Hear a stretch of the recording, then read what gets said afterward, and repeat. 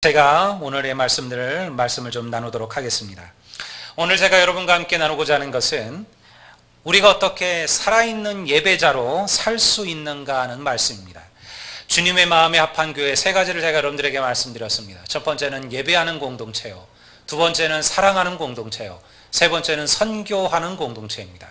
이러한 일들이 하나님의 마음에 합한 교회라는 거죠. 그래서 오늘은 그 첫 번째 예배에 대한 말씀을 제가 잠깐 나누고자 합니다. 교회에 주어진 가장 중요한 사명은 예배입니다. 성도의 다른 이름은 예배자입니다.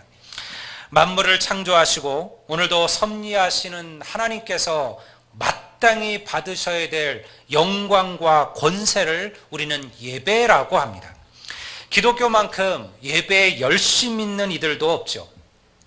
제가 간혹 다른 종교를 가진 분들에게 물어볼 때가 있어요. 어떻게 그 종교를 가지게 되었느냐. 그러면요, 많은 분들이 기독교는 너무 많고 복잡하고 어렵고, 근데 이 종교는 뭐 술 담배도 상관 안 하고 그냥 한 달에 한두 번 다녀도 뭐라 안 그러고, 혹은 1년에 한 번만 나가도 나를 그 신자라고 인정해 주니까 참 편하다.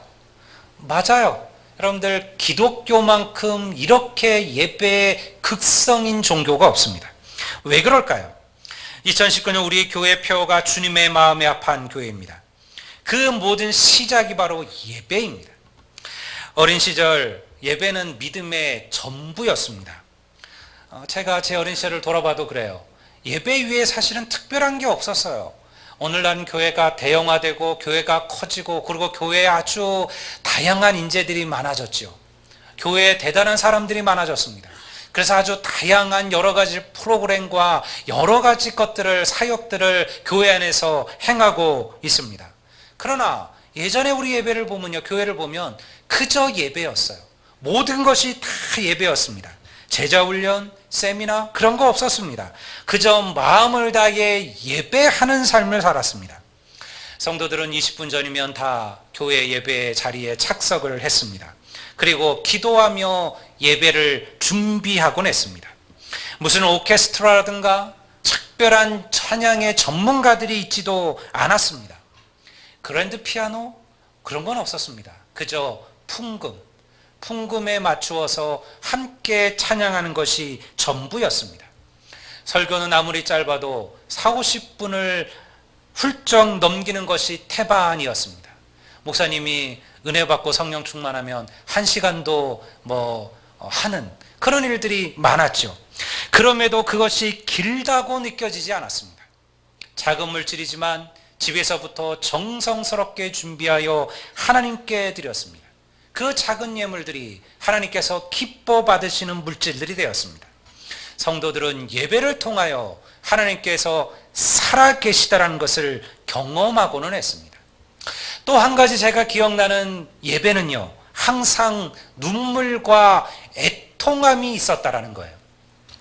말씀을 전하는 목회자가 누구이든지 간에 그 말씀을 듣는 자들은 가슴을 치는 은혜가 있었습니다. 말씀을 들을 때마다 그 교회 구석 어디에서는 훌쩍거리는 눈물의 소리들이 들리고는 했습니다. 부흥회 때마다 통회와 회개 부르짐들이 교회를 가득 채웠습니다. 오순절 성령 강림을 체험한 베드로가 나아가 하나님의 말씀을 전할 때 나타났던 그 기적과 역사를 기억해 보십시오. 사도행전 2장 37절은 이렇게 기록하고 있습니다.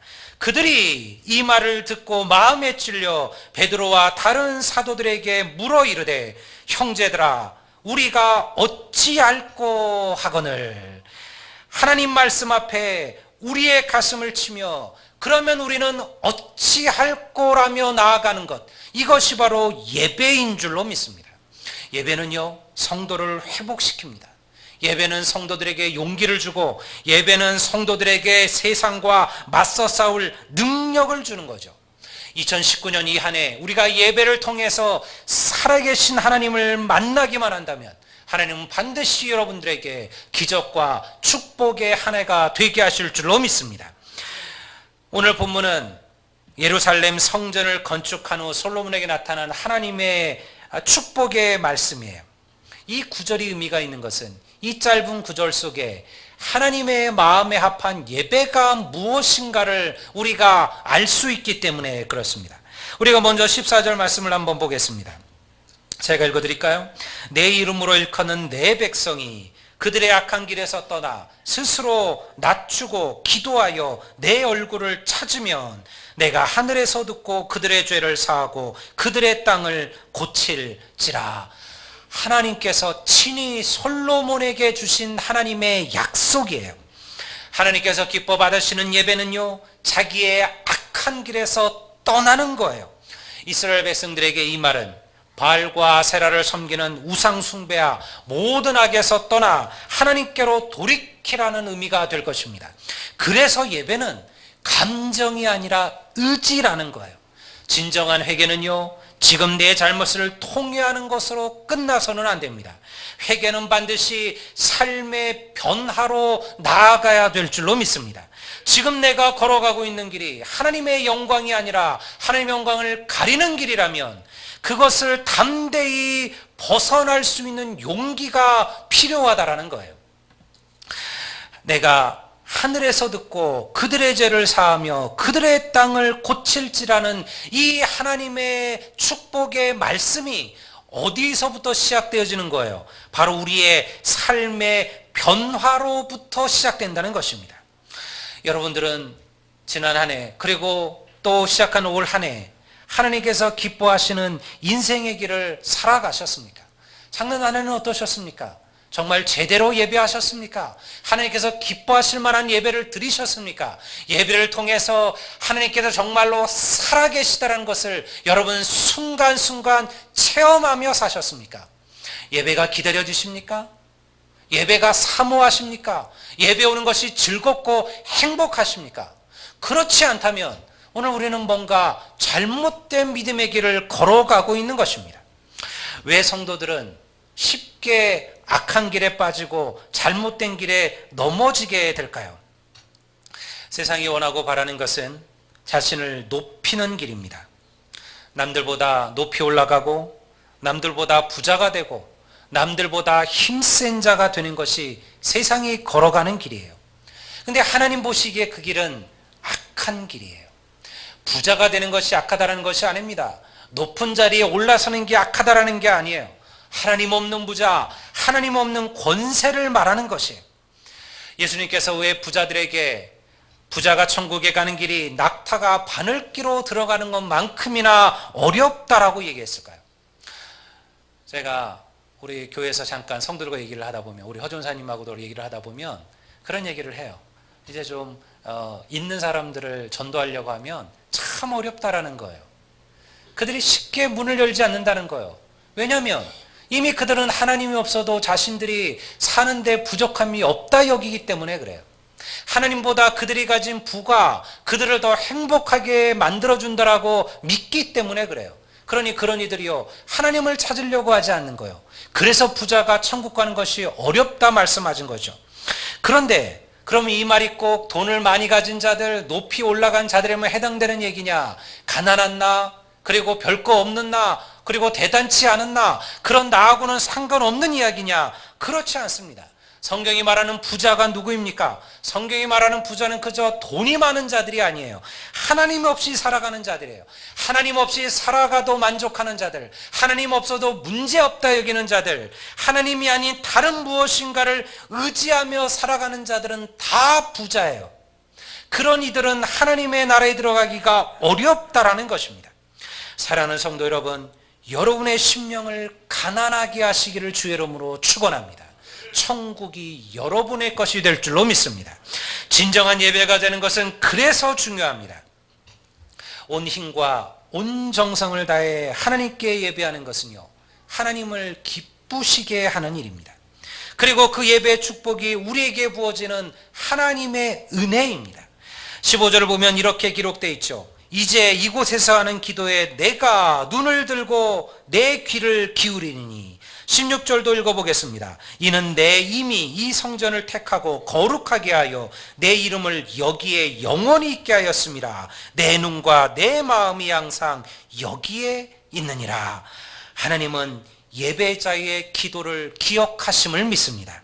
하나님은 참으로 하나님의 전에서 구하는 성도들의 기도를 하나님께서는 잊지 아니하심을 여러분 믿으시기를 주의 이름으로 축원합니다. 주님께서 이 성전에 당신의 눈과 당신의 길을 두고 계신다라는 거예요. 그러니 물론 맞아요, 여러분. 어디에서든 기도할 수 있습니다. 어디에서든 하나님께 무릎 꿇을 수 있습니다. 아델리안 교회가 아니어도 되죠. 어떤 교회에서든 혹은 내 방에서든 어디에서든 우리는 기도할 수 있어요. 그런데 왜 교회는, 목회자들은, 그리고 성도들은 왜 주의 전을 사모하고 주의 제단을 사모하고 주의 교회를 사모하고 그 자리를 지키라고 말하느냐? 이 말씀이 있잖아요. 하나님의 눈과 하나님의 귀가 이곳에 있다라는 거예요. 이곳이 어디입니까? 이스라엘 백성들에게는 예루살렘 성전이죠. 오늘 우리에게는 우리가 예배하는 이 공간이에요. 이곳에 하나님의 눈과 하나님의 귀가 있다는 거예요.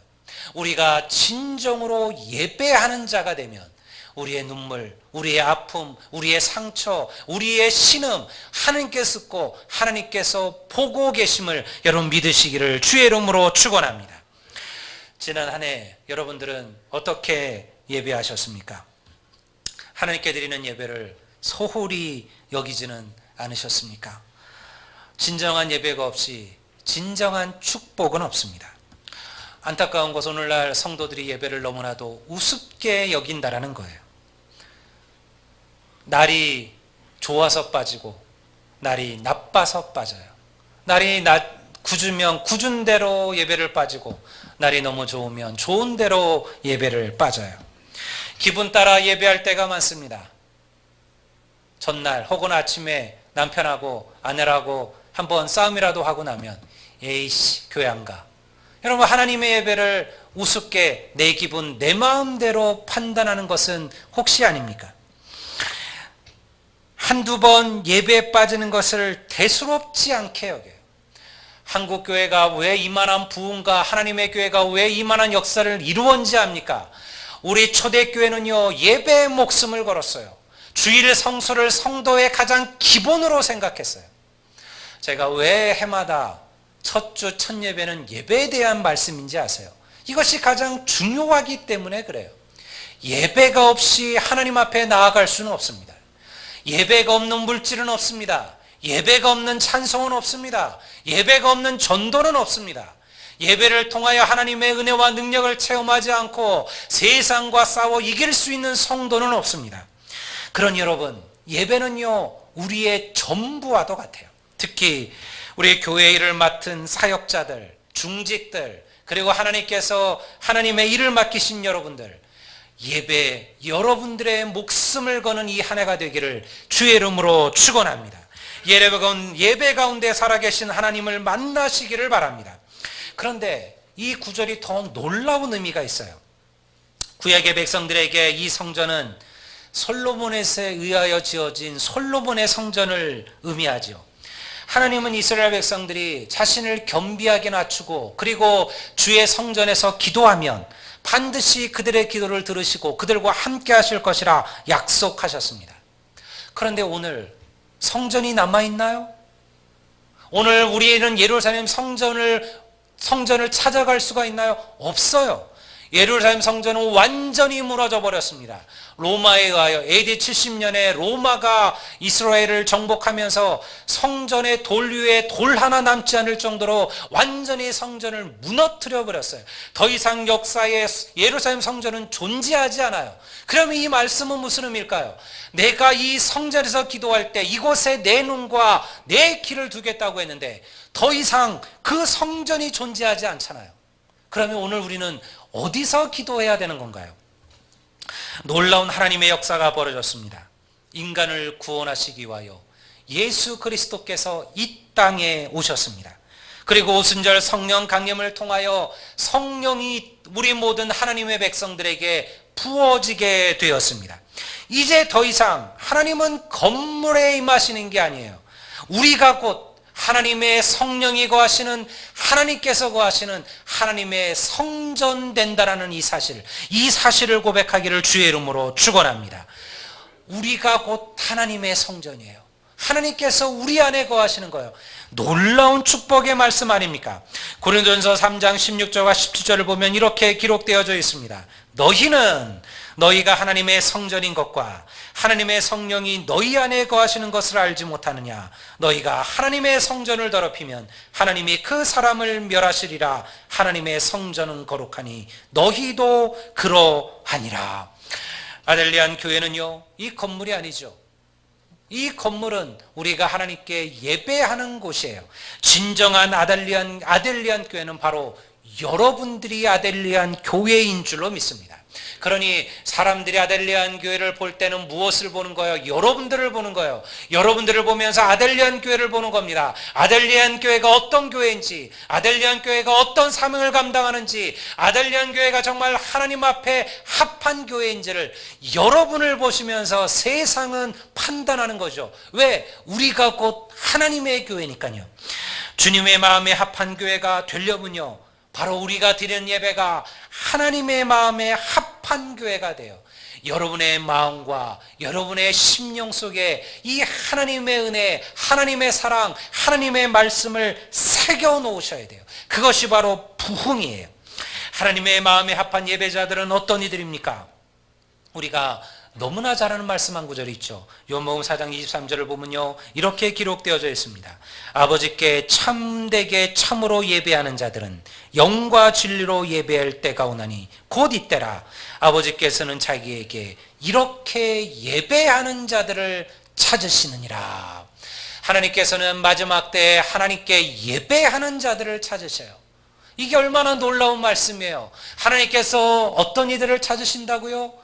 여러분, 헌금 많이 내는 사람이 아니에요. 우리가 다 물질을 갖고 있는 것은 아니잖아요. 만약 하나님께서 많은 물질을 내는 자들을 찾으신다면, 하나님께서 참으로 주를 위하여 헌신하고 봉사하는 자들을 찾으신다면, 가난한 자들은요, 몸이 연약한 자들은요, 아픈 이들은요, 그런 이들은 어떻게 주님 앞에 나아갈 수가 있겠습니까?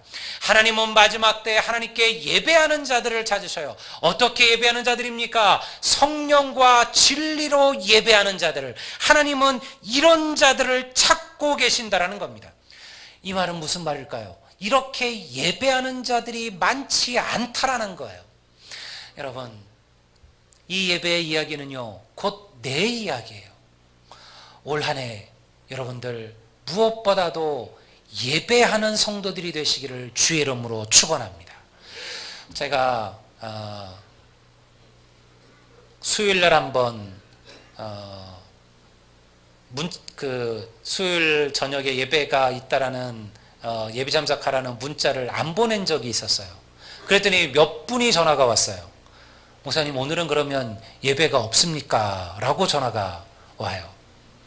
그럼 어느 교회도 여러분들 뭐 수요 예배, 주일 예배 때문에 성도들에게 문자 보내는 교회는 별로 없어요. 그냥 빠지는 분들에게는 이번 주일날 꼭 오십시오, 전화도 하고 확인도 하지만요, 사실은 항상 예배는 사라지는 법이 없어요.